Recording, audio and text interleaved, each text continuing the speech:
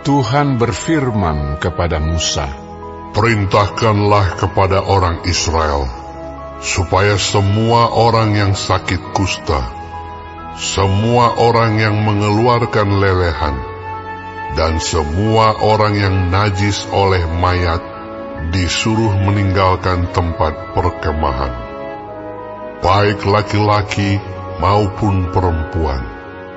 Haruslah kau suruh pergi.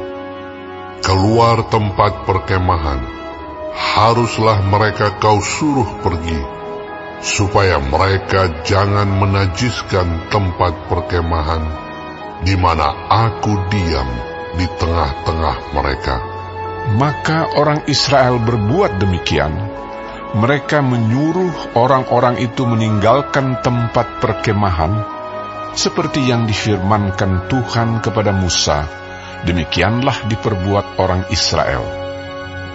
Tuhan berfirman kepada Musa, "Berbicaralah kepada orang Israel, apabila seseorang, laki-laki atau perempuan, melakukan sesuatu dosa terhadap sesamanya manusia, dan oleh karena itu berubah setia terhadap Tuhan, sehingga orang itu menjadi bersalah, maka haruslah ia mengakui dosa yang telah dilakukannya itu, kemudian membayar tebusan sepenuhnya dengan menambah 1/5, lalu menyerahkannya kepada orang terhadap siapa ia bersalah.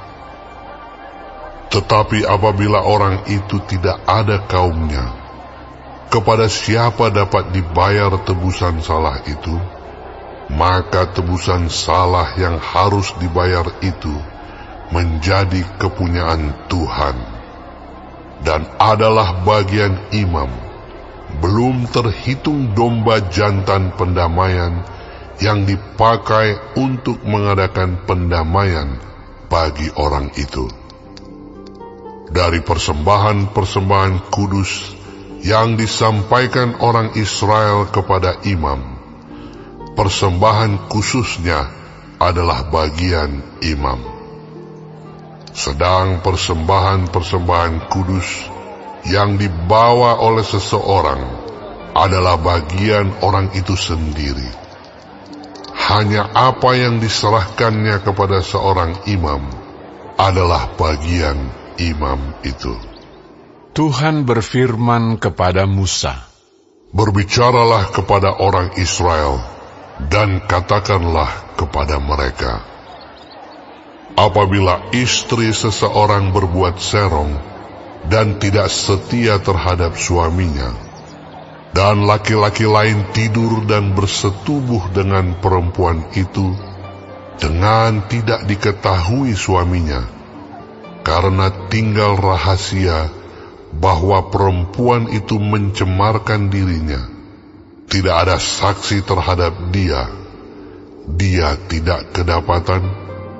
Dan apabila kemudian roh cemburu menguasai suami itu, sehingga ia menjadi cemburu terhadap istrinya, dan perempuan itu memang telah mencemarkan dirinya, atau apabila roh cemburu menguasai suami itu, sehingga ia menjadi cemburu terhadap istrinya, walaupun perempuan itu tidak mencemarkan dirinya, maka haruslah orang itu membawa istrinya kepada imam, dan orang itu harus membawa persembahan karena perempuan itu sebanyak 1/10 eva tepung jelai, yang ke atasnya tidak dituangkannya minyak, dan yang tidak dibubuhinya kemenyan, karena korban itu ialah korban sajian cemburuan, suatu korban peringatan yang mengingatkan kepada kedurjanaan. Maka haruslah imam menyuruh perempuan itu mendekat dan menghadapkannya kepada Tuhan. Lalu imam harus membawa air kudus dalam suatu tempayan tanah, kemudian harus memungut debu yang ada di lantai kemah suci dan membubuhnya ke dalam air itu.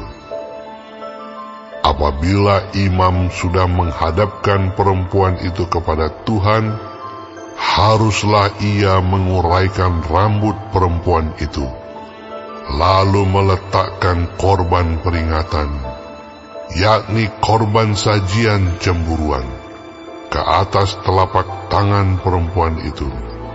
Sedang di tangan imam haruslah ada air pahit yang mendatangkan kutuk. Maka haruslah imam menyumpah perempuan itu dengan berkata kepadanya, "Jika tidak benar ada laki-laki yang tidur dengan engkau, dan jika tidak engkau berbuat serong kepada kecemaran, padahal engkau di bawah kuasa suamimu, maka luputlah engkau dari air pahit yang mendatangkan kutuk ini. Tetapi jika engkau, padahal engkau di bawah kuasa suamimu, berbuat serong dan mencemarkan dirimu, oleh karena orang lain dari suamimu sendiri bersetubuh dengan engkau, dalam hal ini haruslah imam menyumpah perempuan itu dengan sumpah kutuk.